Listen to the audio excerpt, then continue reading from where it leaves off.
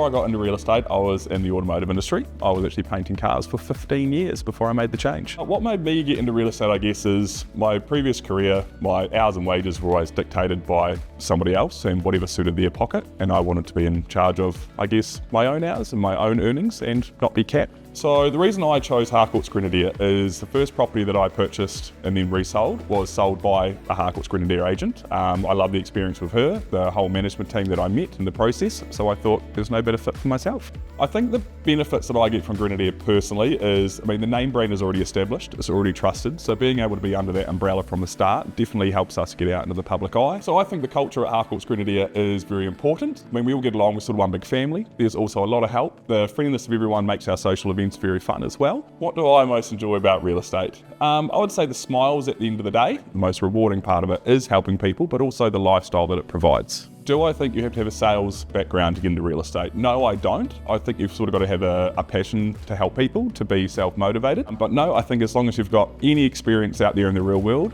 you're a good fit for real estate. If you were to ask me what the key points of being successful in real estate were, I would say, sounds a bit cliche, but people. Without people, there is no business. And I think if you look after one another, if you look after your clients, then you will thrive in the industry. Would I say real estate is an easy business? I would say it is what you make it.